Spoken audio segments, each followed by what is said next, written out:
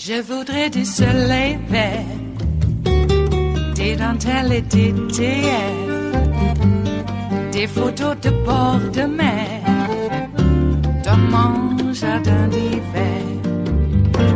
Je voudrais de la lumière, comme en Nouvelle-Angleterre. Je veux changer d'atmosphère, dans mon jardin d'hiver. Ma fleur, sous la pluie de novembre, tes mains qui courent, je n'en peux plus de t'attendre. Les années passent, qu'il est loin, là je tombe. Nul ne peut nous entendre. Je voudrais du Fred Astaire, revoir un latte. Tonight we're learning just how worried Trump is about Mueller testifying before Congress. Sources telling the Associated Press that Trump has stewed for days about media coverage that would be given to Mueller. White House officials worry his gravitas would add weight to some of the politically damaging and embarrassing material about Trump. And New York Times reporter Maggie Haberman reporting that Trump wasn't just popping off when he tweeted Mueller shouldn't testify, but in fact, for days before the tweets, he'd expressed desire to keep Mueller from testifying. That's quite an about-face from this. Mueller testify? Would you like to see him testify? I don't know. That's up to our Attorney General, who I think has done a fantastic job. Yeah, now he's saying no. Well, here's where things stand tonight. Mueller has tentatively agreed to testify in 8 days on May 15th. It will be the first time the American public will hear directly from Mueller. And Trump's allies in Congress are fiercely trying to protect him. Here's Mitch McConnell today, echoing Senator Graham. Why not call for Mueller to testify? Because I'm not going to do any more. Enough already. It's over. And the special counsel's finding is clear. Case closed. Case closed. But as we've seen today, the case is far from closed. And by the way, this is new video. That's Robert Mueller leaving dinner last night in Georgetown as negotiations for a possible congressional appearance continue. Joining me now, former federal prosecutor Gene Rossi. So, Gene, as a prosecutor, if there is so much concern about someone testifying that you're doing and saying everything you possibly can to keep it from happening, what does that tell you? He is scared. And if I were President Trump, I would be scared. This could be John Dean, only John Dean wasn't the prosecutor. In all the trials I had, I was always amazed, absolutely amazed, at what a witness says in prep sessions versus how they come across in front of an audience, especially if it's a packed room. Of course, this will be a Senate or a House committee hearing room. And Donald Trump is a media master. He ran The Apprentice. He knows if Robert Mueller, who is respected by a lot of people, including me, if he testifies and adds nuance, meat, and description to the footnotes, the sentences, the phraseology in that report, Donald Trump knows that that could be extremely explosive. And here's what it'll cause the American people to do. They will then read the report. I think there was a poll out that 5% to 10% of the American public has not even read or only read the report. The other 90% has not. People are going to read that report. And if you read that report, Volume 1 and especially Volume 2, you conclude one thing.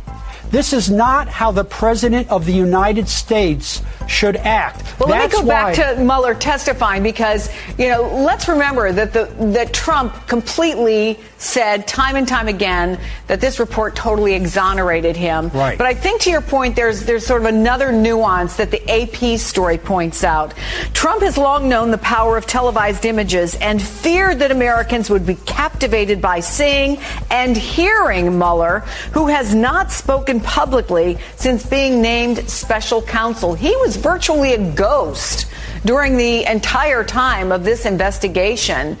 And I wonder, and this is something else that the AP article raised, is Trump worried about a repeat of Michael Cohen's testimony back in February? I mean, do you think that would be comparable? So many people watching, so many people finding that witness credible. Yeah, absolutely, Chris. This could be Michael Cohen 2 times 3 because Michael Cohen, we all know, had problems, okay, putting it mildly. He pleaded guilty to perjury, lying, and tax fraud, and then some people say he continued that lying before the committee. But also, Donald Trump remembers Dr. Christine Blasey Ford, and after her testimony, Brett Kavanaugh's nomination was hanging in the balance. And so he knows the power of live television and how that can impact the poll numbers and the perceptions of the American people. And he's afraid that it possibly could be a game changer. And this is the other point, Chris. He's put out a narrative, no collusion, no obstruction. If Robert Mueller testifies, you can guarantee he's going to shoot the no collusion and the no obstruction canards and put 2 holes in their heads. But as you just said, if he testifies, I mean, the thing is that at least right now, Mueller still works for the Justice Department. And Bill Barr's his boss. He can say you can't testify.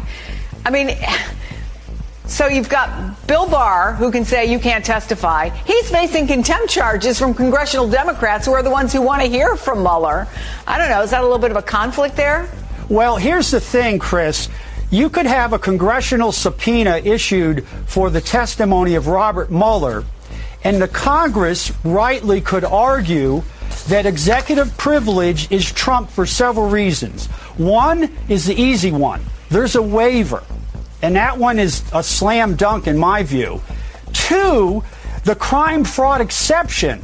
He's investigating what he may believe, Robert Mueller, is conduct that takes it outside of the privilege. And the third reason is the privilege is qualified. If there's a public interest that is greater than the president's need for confidential communications, Congress wins and the public wins.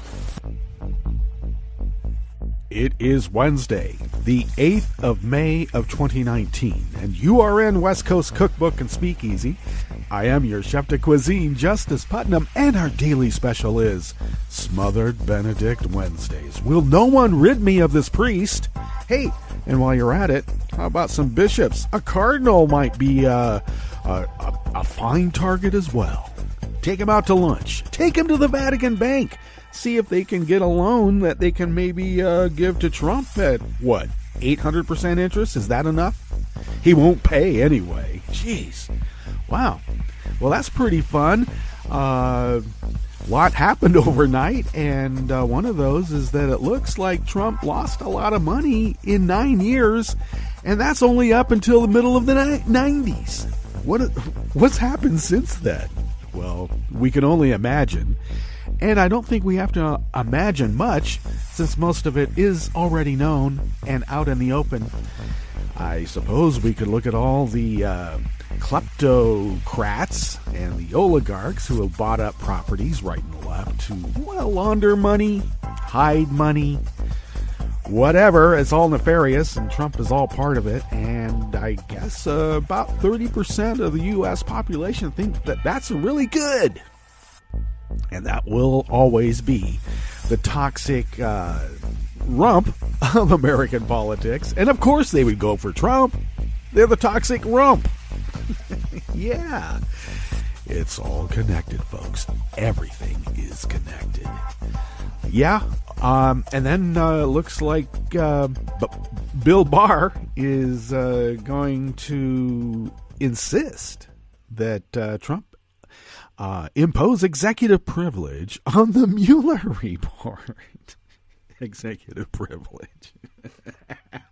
Oh, yeah. Yeah, that's going to work. That's going to work.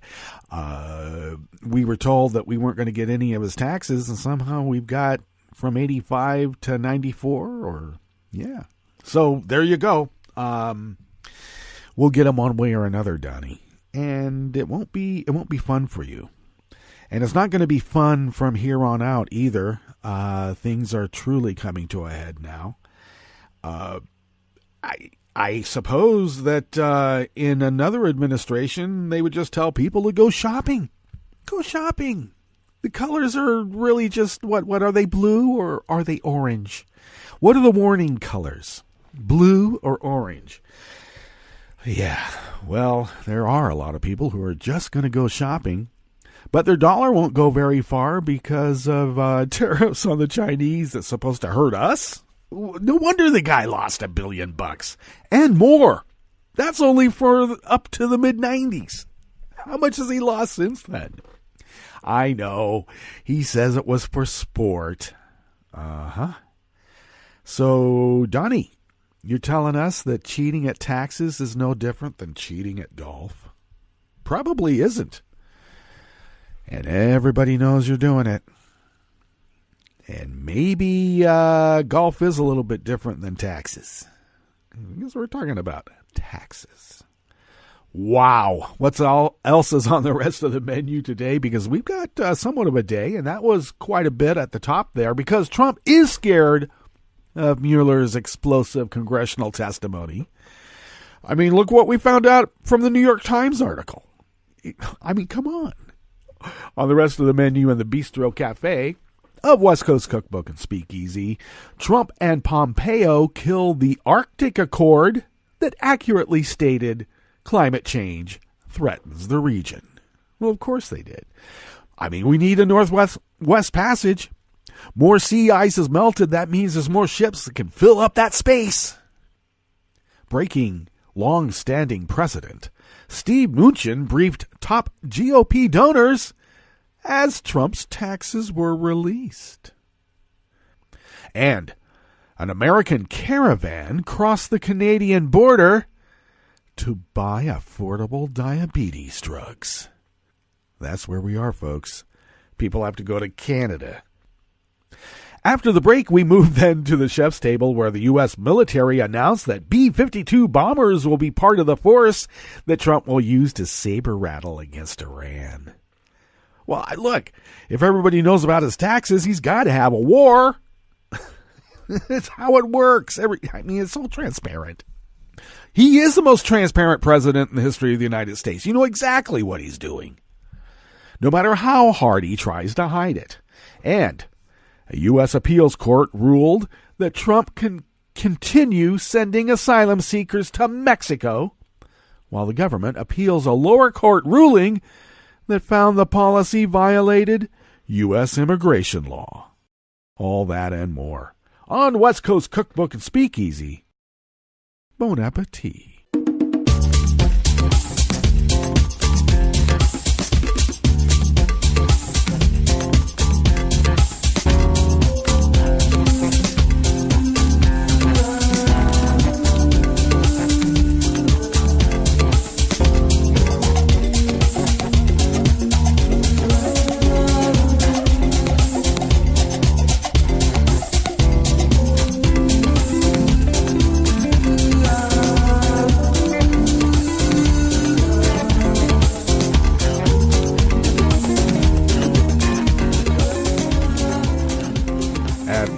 Of our homepage at netrootsradio.com. To the rightish of the page is the chat room link, monitored by Kelly Lincoln. Thank you, Kelly.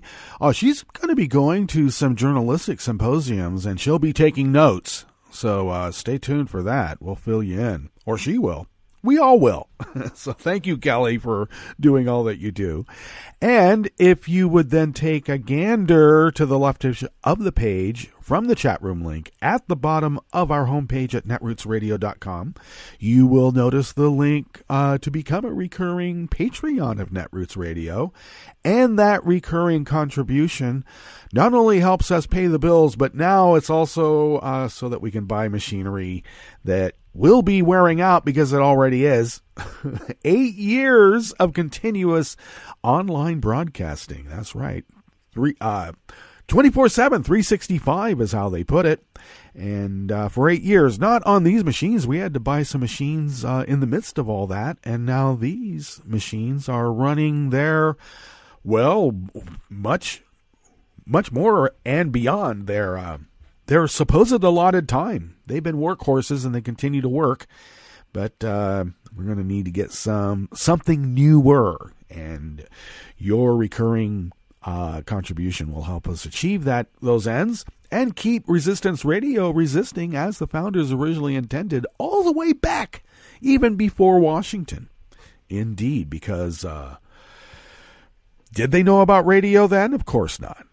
But they insisted that we resist, and we're taking them up on that pledge, and we will. If you would like to follow Netroots Radio on Twitter, you can do so at Netroots Radio. Tom takes care of that, and we are forever grateful for everything that he does as well. Thank you, Tom. Follow me on Twitter at Justice Putnam.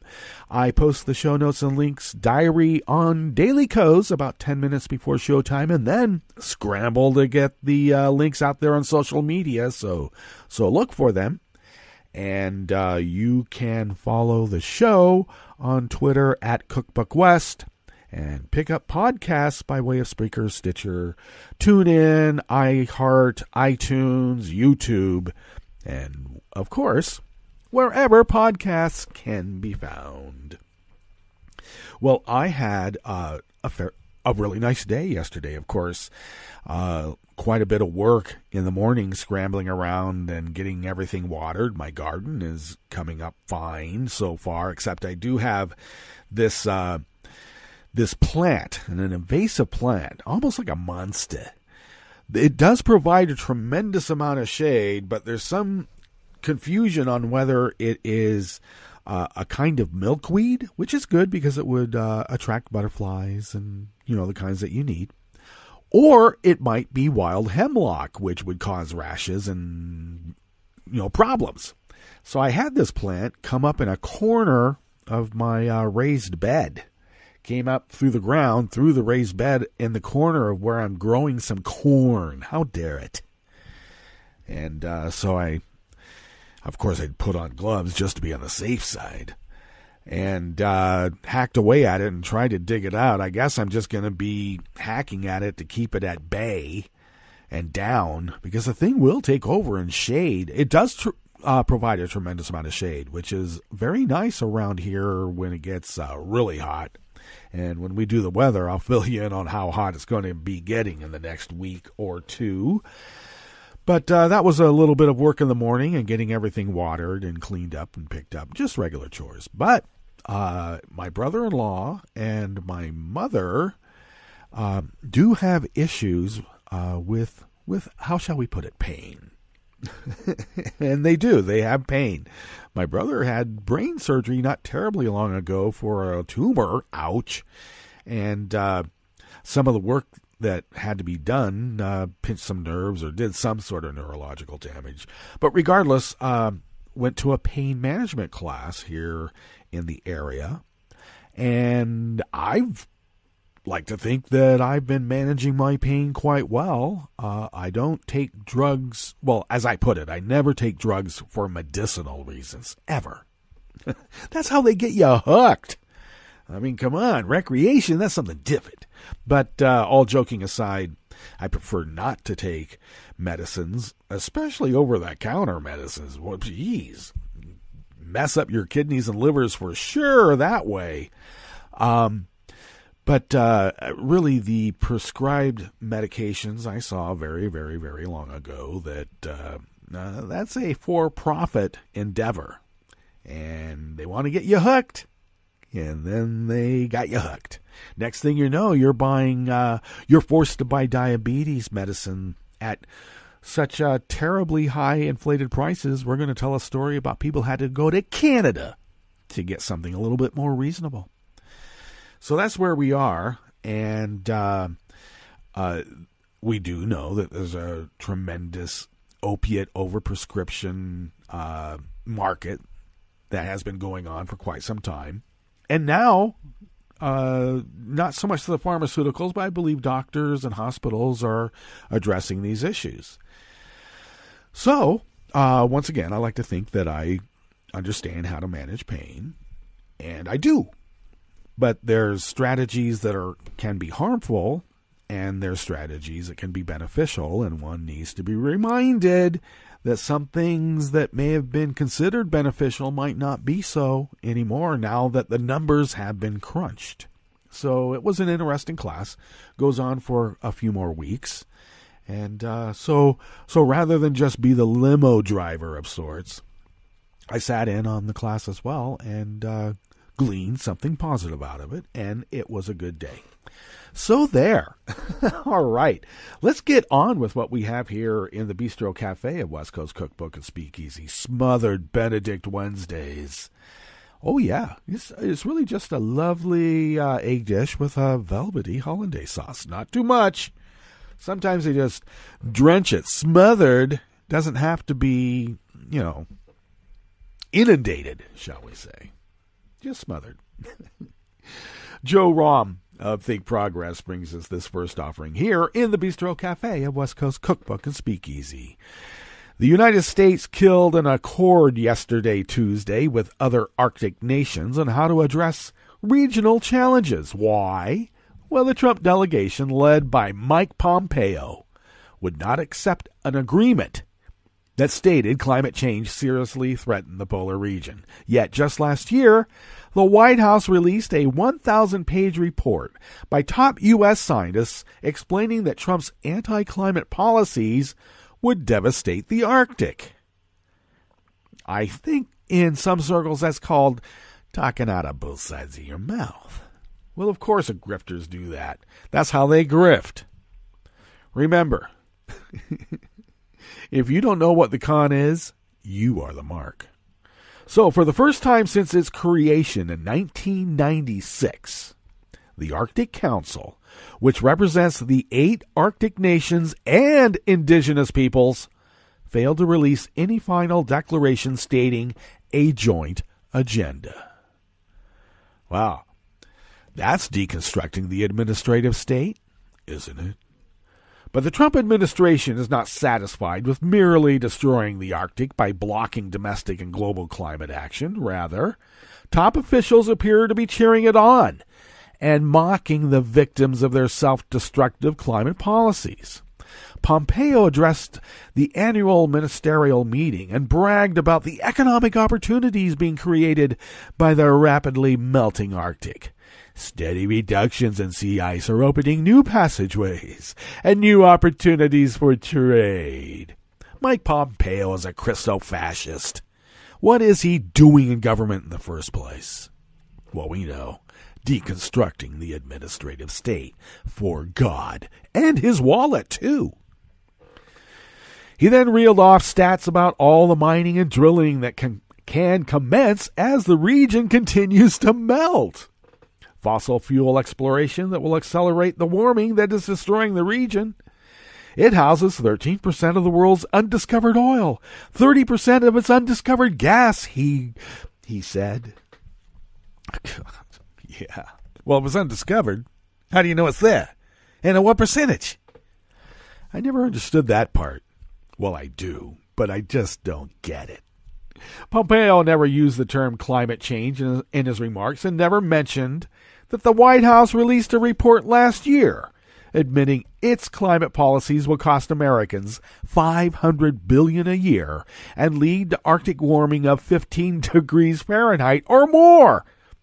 In fact, this national climate assessment made clear Arctic warming has a number of disastrous impacts for Americans, including faster sea level rise, more extreme weather, a boost in greenhouse gas emissions as the carbon-rich permafrost thaws. And what else might be in that permafrost? Bugs, microscopic viral bugs, bacterias, come back to life to haunt us. It could happen, and it has happened before, folks, and we're living it right now. Isn't it fun? Not only has Trump's Interior Department been at the forefront of efforts to burn more fossil fuels by pushing for more drilling in Alaska, the Arctic, and on public lands, the agency heads have both seemed to flaunt the fatal impact of their policies. The administration's anti-climate policies and actions are so extreme that even Vladimir Putin and his foreign minister Sergei Lavrov mocked the U.S. last month at another Arctic forum. The Trump administration's efforts to speed the destruction of the Arctic and a livable climate will prove disastrous for this country and, in this reporter's opinion, the world too. But his cabinet is not merely blind to this dangerous reality. They are actively enabling it. And I might add, in this reporter's opinion, making a bunch of bucks.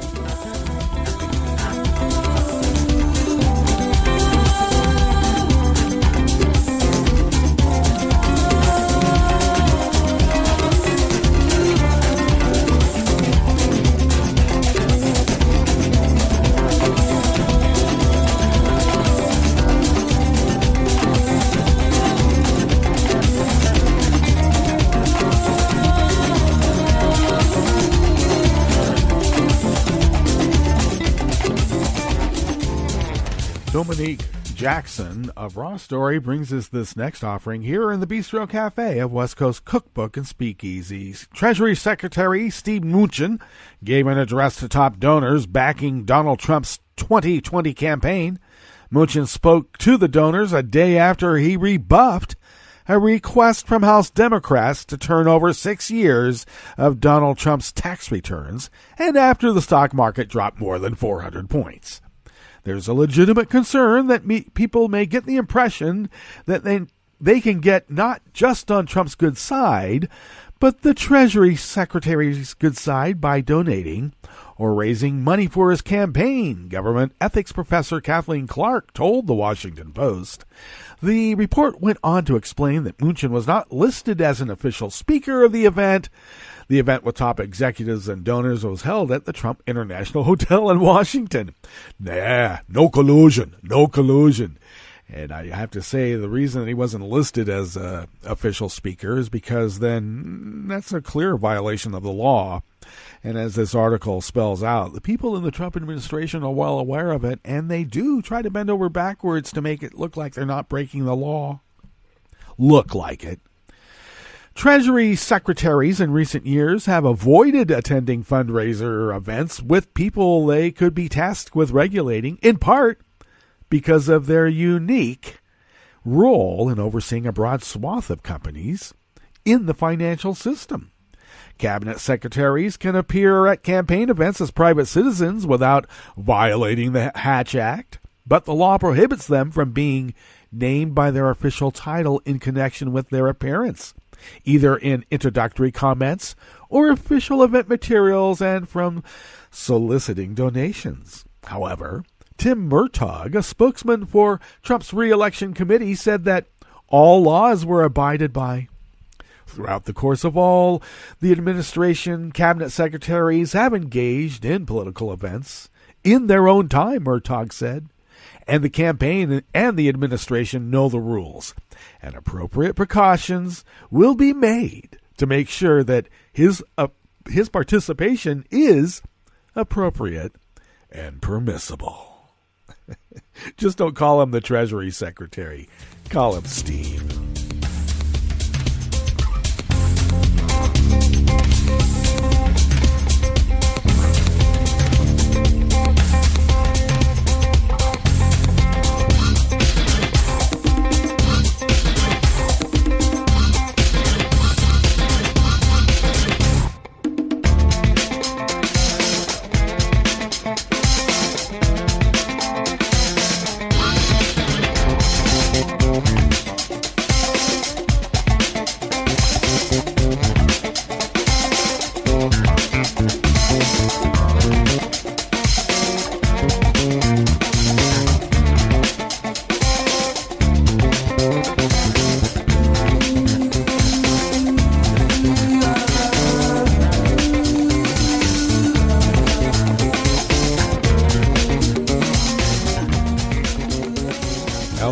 Tommy of Think Progress brings us this final offering here in the Bistro Cafe at West Coast Cookbook and Speakeasy, Smothered Benedict Wednesdays. For Quinn Nystrom and millions of other Americans living with type 1 diabetes, insulin affordability is a real crisis issue. So Nystrom took it upon herself to find a temporary solution. Last week, she and 7 others organized a 4-car caravan from Minneapolis, Minnesota to drive 600 miles across the border to Fort Francis, Ontario in Canada to purchase the life-saving insulin they all needed. It was a black and white difference, Nystrom told Think Progress of her experience purchasing that insulin at a Canadian pharmacy. In the United States, she said, as a self-employed 33-year-old who makes a decent living and has health insurance through the Affordable Care Act, she pays approximately $600 for 2 vials of insulin, a cost that remains high until she meets her $2,800 deductible. In Canada, Nystrom said, she paid 1/10 of that cost, spending only $300 for 10 vials of insulin. We literally walked in and walked right back to the pharmacy. You didn't even need to have a prescription, she said. It was that easy. Although the U.S. Food and Drug Administration warns consumers against buying insulin in other countries, stating that it cannot guarantee the safety of such drugs, Nystrom and the rest of the caravan didn't seem concerned, telling local news outlet KARE, Care 11, that the medicine is made by the same company. We're getting ripped off royally, Nystrom said. We are cash cows to the pharmaceutical companies. They're making so much money off of us. Indeed. The U.S. has some of the highest drug prices in the world, especially when compared to countries where the government regulates or negotiates drug costs. Instead, the United States allows market competition to determine drug prices. The only problem with the market forces idea in the midst of this is that wouldn't the market forces be nothing more than a parasite? Because after all the hosts are dead, how do you make more money? Let's get to our break, and when we come back from the break, you know we will be going through weather from around the world, and you know that we will finish up with the stories that we've curated for you today. You are listening to West Coast Cookbook and Speakeasy, and we will be right back. You are listening to netrootsradio.com. Please hang up and try again.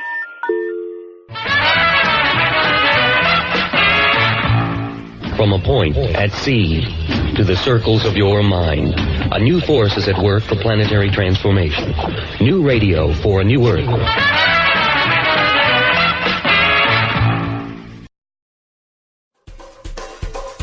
This is Scientific American's 60-Second Science. I'm Karen Hopkin. Casanova. The name is synonymous with a reputation for romantic, well, let's say, excess.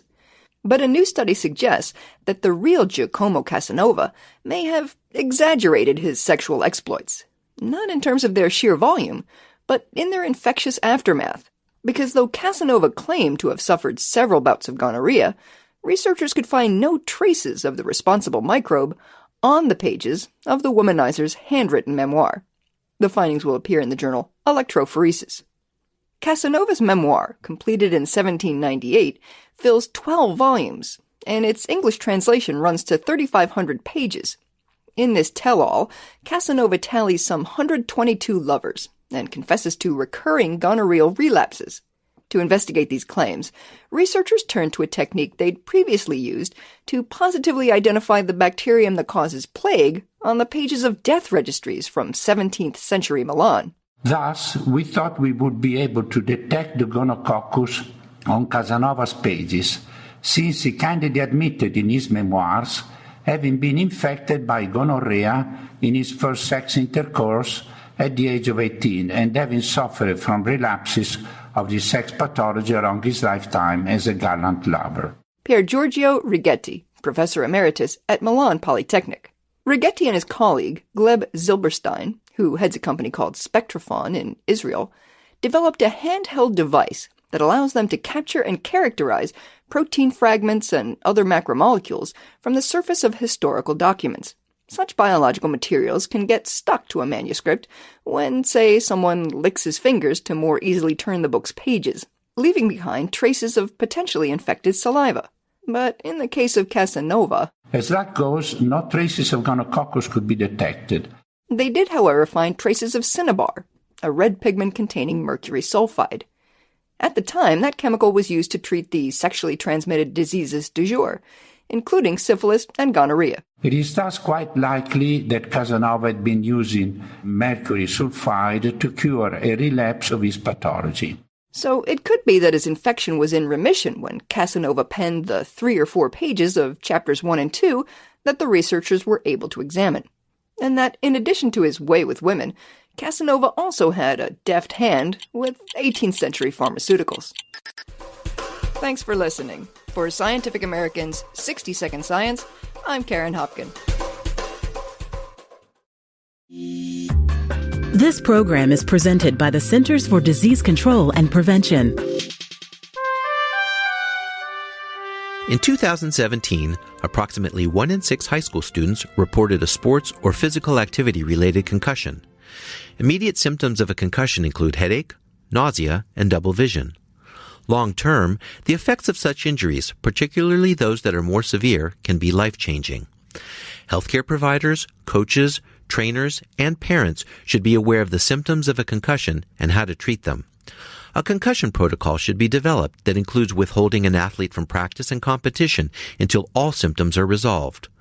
While concussions cannot always be prevented, they can be treated in a way that decreases the chances of long-term health problems.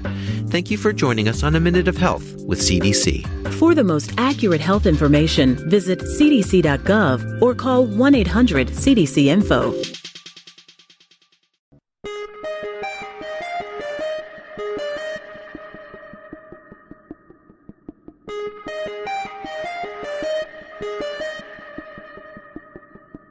Hi, it's Tom. Could we humbly suggest your donation to netrootsradio.com? All we've got to run this 24-hour powerhouse of progressive resistance radio is what comes out of our own wallets. And you are our biggest donor. And it doesn't take much, $3, $5. Just go to the bottom of our netrootsradio.com page and hit our secure donate button. Heck, you can even make a recurring contribution.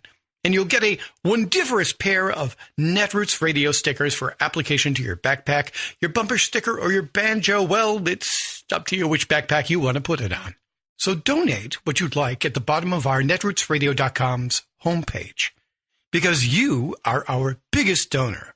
netrootsradio.com. Together, we are Resistance Radio.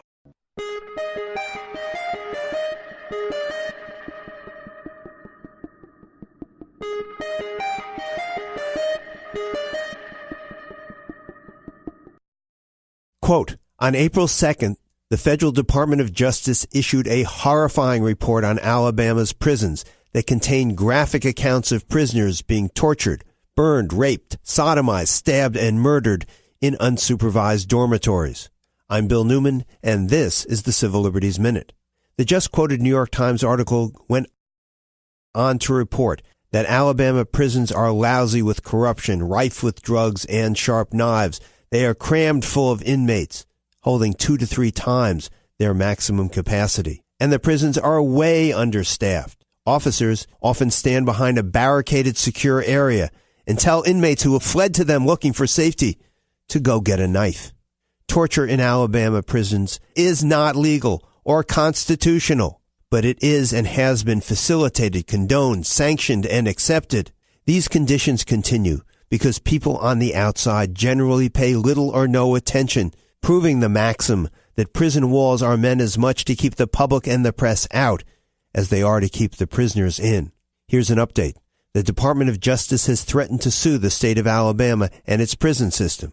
And since the report was issued in early April, 3 correctional officers in that state have been attacked, and at least 1 prisoner has been stabbed. The Civil Liberties Minute is made possible by the ACLU, because freedom can't protect itself. I'm Rick Smith, and this is Labor History in 2.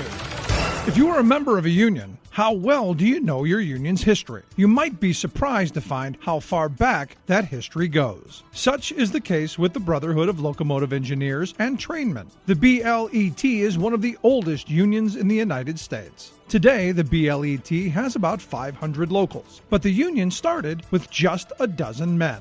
And on this day in labor history, the year was 1863. The founding meeting of the Brotherhood of the Footboard was held in Detroit. By that August, they had grown to 10 locals. The next year, they changed their name to the Brotherhood of Locomotive Engineers. They were one of the big four unions in the rail industry. The others were the brakemen, the firemen, and conductors. Railroad owners were notoriously brutal in their relations with labor. At the time of the BLET's founding, it was commonplace to require engineers to work 24-hour days. Strikes were violently crushed. In 1888, the Engineers Union went on strike against the Chicago, Burlington, and Quincy Railroad. The strike ended in bitter defeat. As a union, the engineers sought to avoid strikes. One fight the union successfully fought was their push for the 8-hour day for interstate railroad commerce. President Wilson signed the law in 1916. The pen from that signing is still on display at the union's headquarters in Cleveland. It was an important victory for railroad union workers and for all who were fighting for the 8-hour day. In 2004, the union joined the Teamsters and added the word trainman at the end of their name. This union has been around for more than 1.5 centuries. Just imagine the changes these engineers have seen riding the rails. Labor History in 2 brought to you by the Illinois Labor History Society and The Rick Smith Show. For more information, go to laborhistoryin2.com, like us on Facebook, and follow us on the Twitters at Labor History in 2. I read the news today, oh boy. It's time for Nicole Sandler's What's News from NicoleSandler.com and the Progressive Voices Network. While Congress is battling the White House to get the last 6 years of Donald Trump's tax returns, the New York Times obtained printouts from his official IRS tax transcripts for the years 1985 to 1994, which not only confirmed that Donald Trump was a really lousy businessman, but show that year after year, Trump lost more money than nearly any other individual American taxpayer. Suzanne Craig, one of the New York Times reporters on the byline of the story, spoke with CNN's Anderson Cooper as the news broke. We're talking over $1 billion over a decade. That's just for his core businesses. Every year that we looked at, he lost money, and the losses grew as he went further into the casinos and the losses that happened there. But it's unbelievable. We would have thought, at least in one of the years that we saw, maybe the year he wrote Art of the Deal, he would have made money. He didn't. He was just bleeding money every year that we looked at on his businesses. In certain years, Donald Trump, according to your reporting, lost more than nearly any other individual taxpayer in the United States. Is that right? Yeah, it's incredible because we had both his tax information and then we were able to compare it to a database of people who make a fair bit of money, and that was a 1/3 sampling, but even within that, he was often years was the largest number for losses in America. He lost. So, I mean, the irony is stunning. He was actually the biggest loser, to use a term he would use if he was labeling somebody else. If he was writing the headline at the New York Times, that would be it. Democrats on the House Judiciary Committee will vote Wednesday on holding U.S. Attorney General William Barr in contempt of Congress after the Justice Department failed to produce the full Mueller report along with its underlying evidence. White House Press Secretary Sarah Sanders said Trump may well try to block Robert Mueller from testifying before Congress. Her comments added weight to Trump's weekend tweets in which he said, Bob Mueller should not testify. Iran will partially pull out of the nuclear deal it signed with the U.S. and 5 other nations. In a televised speech, Iranian President Hassan Rouhani said his country would reduce its commitments to the deal, signed in 2015, but wouldn't completely withdraw. Trump pulled the U.S. out of the agreement, which was intended to prevent Iran from developing nukes a year ago. Tensions between the two countries have ramped up in recent weeks. The U.S. moved to cut off Iran's oil revenues, designated its Revolutionary Guard as a terrorist group, and deployed a carrier strike group and a bomber task force to the Middle East in response to reported threats from Iran. Stay tuned. Right-wing religious hypocrisy alert. Reuters reporting that famed evangelical and president of Liberty University, Jerry Falwell Jr., enlisted Michael Cohen, then Donald Trump's fixer and personal attorney, to stop so-called racy personal photos from leaking ahead of Falwell's endorsement of Trump in 2016. Rachel Maddow seemed to take some joy in reporting this story. So according to this Reuters report, the Falwells enlisted Michael Cohen's help in 2015 to make this blackmail threat go away involving Jerry Falwell's racy personal photographs. Then, the following January, just ahead of the Iowa caucuses, Cohen helped persuade Falwell to issue his endorsement of Trump's presidential candidacy at a critical moment, just before the Iowa caucuses. Might have been helpful to have that one racy, terrible photograph in reserve when it came to being persuasive about when to issue that endorsement. Reuters says it has no evidence that Falwell's endorsement of Trump was related to Cohen's handling of that photo matter. But what they're reporting is that crucial and otherwise utterly inexplicable endorsement followed basically immediately Michael Cohen taking care of a naked pictures problem for the guy who did the endorsing. And Michael Cohen says he retained one of the photographs. Ahem. The rest of the story not reported by Reuters, but by outlets like BuzzFeed and Miami New Times last December, may have something to do with a then 21-year-old pool attendant Falwell and his wife befriended at Miami's Fontainebleau Hotel. Uber and Lyft drivers are planning on striking Wednesday in major cities around the world. This in opposition to Uber's upcoming Wall Street debut. The drivers are striking for livable incomes, job security, and regulated fares, among other demands. Demands vary by city and group, but many are aiming to gain greater transparency over termination, better working conditions, and improved wages. Strikes are planned in major U.S. cities as well as parts of the U.K., Australia, and South America. And finally, here we go again.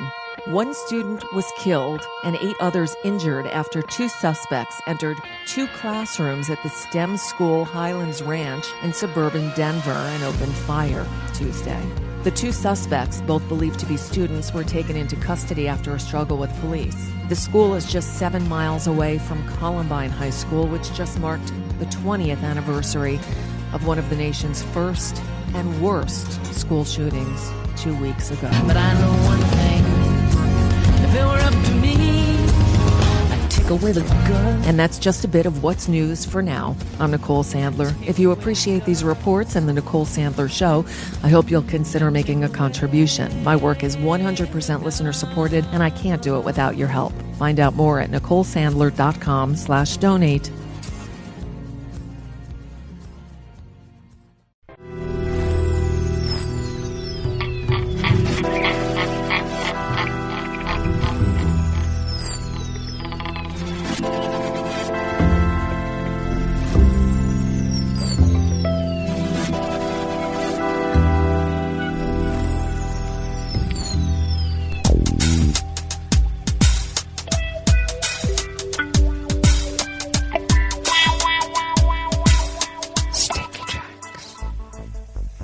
Thank you for accompanying us here to the chef's table at West Coast Cookbook and Speakeasy, Smothered Benedict Wednesdays.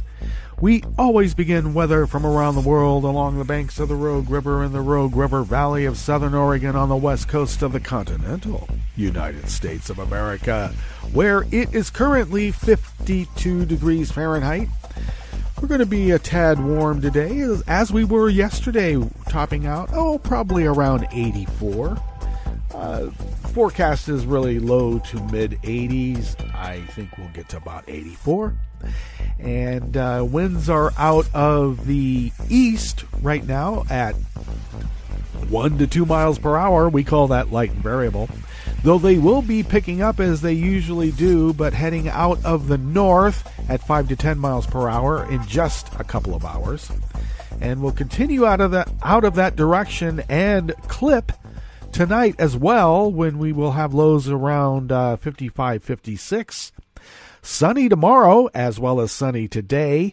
Winds will be out of the east-northeast at 5 to 10 miles per hour.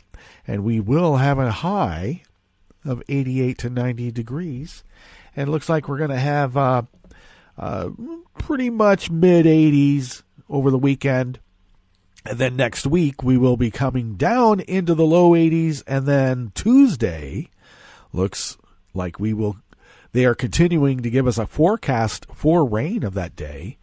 And some more rain through the rest of the week. There is a system out there. Let's hope that whatever high-pressure system we might accumulate in the interim doesn't block it. We want the rain. Yes, we do.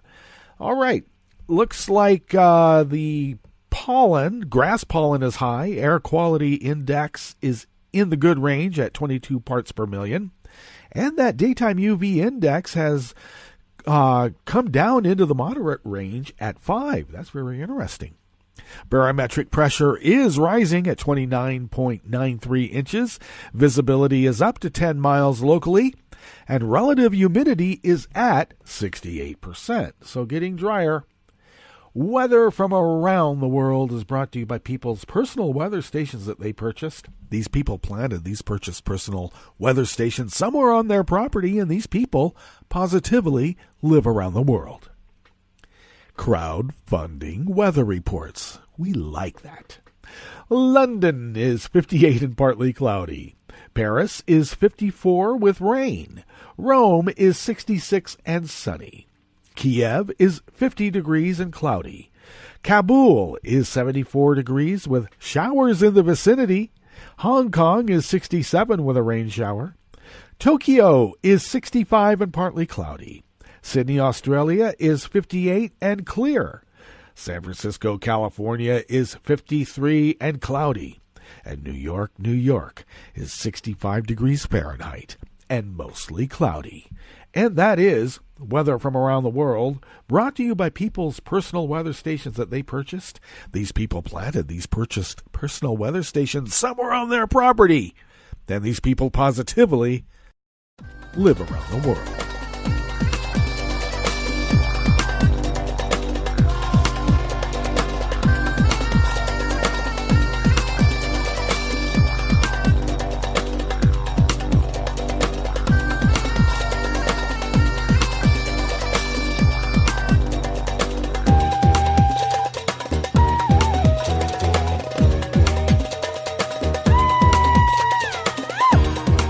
Anonymous worker bees at Reuters bring us this first amuse-bouche here at the chef's table at West Coast Cookbook and Speakeasy.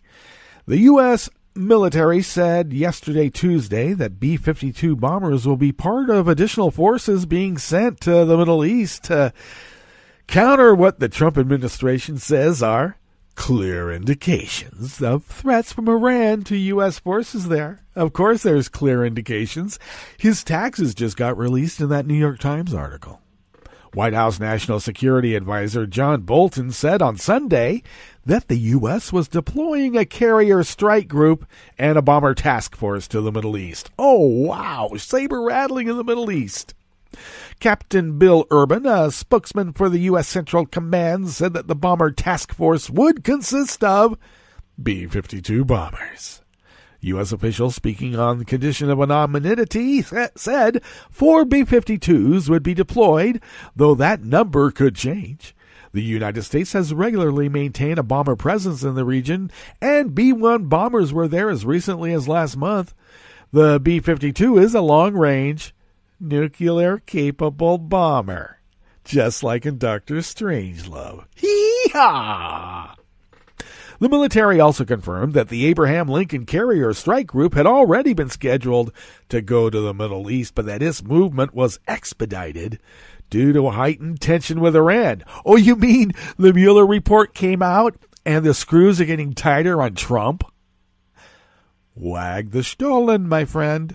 Wag the Stollen.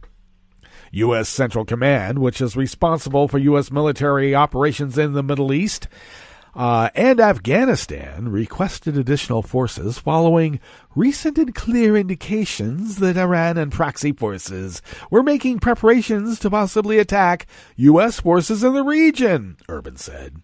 Wow, just like in the Gulf of Tonkin. Look it up, kids. Look it up. He said the credibility of those threats was based on sources and methods through which the information was obtained. something the U.S. military was not able to discuss because it came out of John Bolton and Donald Trump's heads. Who can ever explain that? Many have tried. U.S. Central Command continues to track a number of credible threat streams emanating from the regime in Iran through the CENTCOM area of responsibility, Urban said. Wow, isn't that some gobbledygook? It is. U.S. officials have told Reuters that the intelligence was based on specific and credible threats to U.S. forces in Iraq, Syria, and the broader region. A blogger said, hey, let's get them out of here. And now the U.S. forces are being mobilized to prevent that. One U.S. official said there were indications that Iran appeared to be moving short-range ballistic missiles on boats in the Middle East. Boats. So we're going to send a carrier task force to counter it. The United States has previously accused Iran of providing parts of such missiles to Houthi rebels in Yemen fighting a Saudi-led coalition backed by the U.S. It is unclear how this intelligence was different. Wag the Stollen, my friend. Wag the Stollen.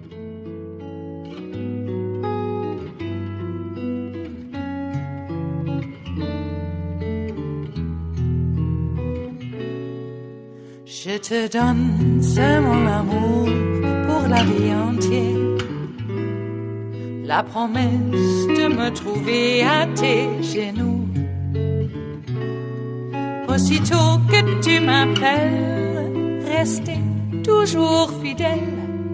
C'est tout, c'est tout. Je te donne tous mes printemps, mes étés de mer. Mes automnes, quand les feuilles tombent partout. Si ce n'est pas une bonne affaire, je te donne tous mes hivers, c'est tout. Even more anonymous worker bees at Reuters bring us this final amuse-bouche here at the chef's table at West Coast Cookbook and Speakeasy. A U.S. appeals court ruled yesterday, Tuesday, that the Trump administration may continue sending asylum seekers to wait out their cases in Mexico, while the government appeals a lower court ruling that found the policy violated U.S. immigration law. The U.S. Court of Appeals for the Ninth Circuit in San Francisco found that a preliminary injunction barring the government from returning asylum seekers to Mexico was unlikely to be sustained on appeal in its present form and stayed the lower court ruling.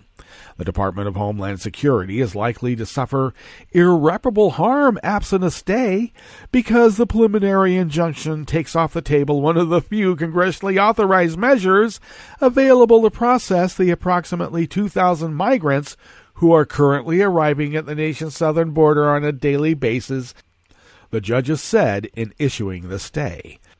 The U.S. government was appealing an order by a U.S. district court in early April that enjoined the policy known as the Migrant Protection Protocols.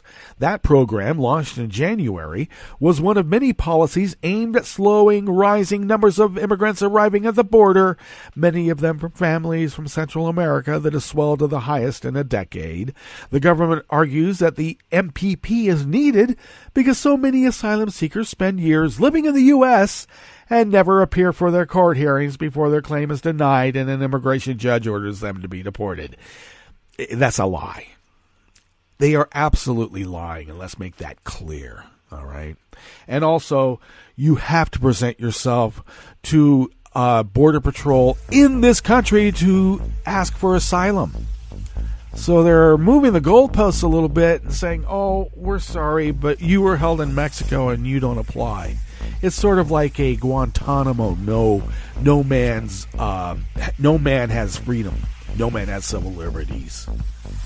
With that, we're going to have to call it a day. But we're going to be back tomorrow for Metro Shrimp and Grits Thursdays, and you know that Netroots Radio is going to be broadcasting on. So do that. Stay tuned to Netroots Radio all day and all night for all the breaking news as it breaks, and we'll meet up here tomorrow, right here in West Coast Cookbook and Speakeasy. Bon appetit.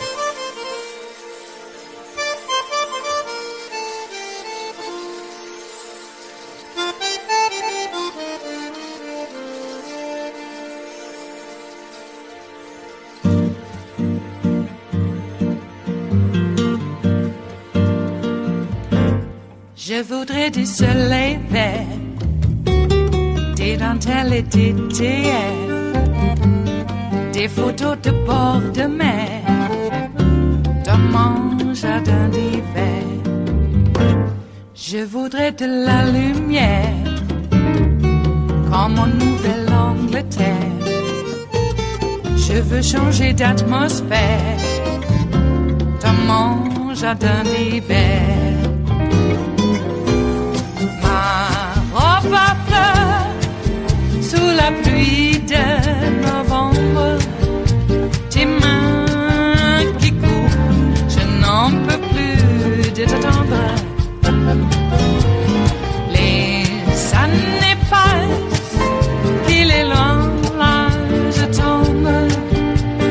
Nul ne peut nous entendre. Je voudrais du Fred Astaire, revoir un latte Goer. Je voudrais toujours te plaire, dans mon jardin d'hiver.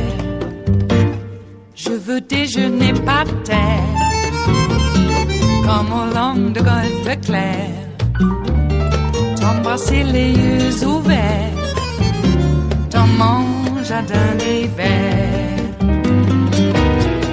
Ma robe à fleurs, sous la pluie de novembre, tes mains qui courent, je n'en peux plus de t'attendre.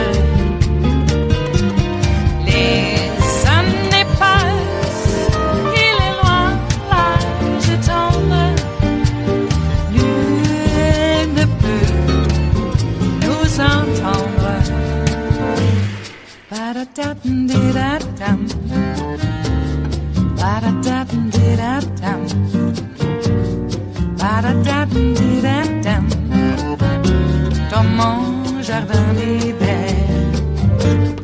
Ba-da-da-dum-di-da-dum, ba-da-da-dum-di-da-dum, ba-da-da-dum-di-da-dum, dans mon jardin d'hiver. Dans mon jardin d'hiver, dans mon jardin d'hiver.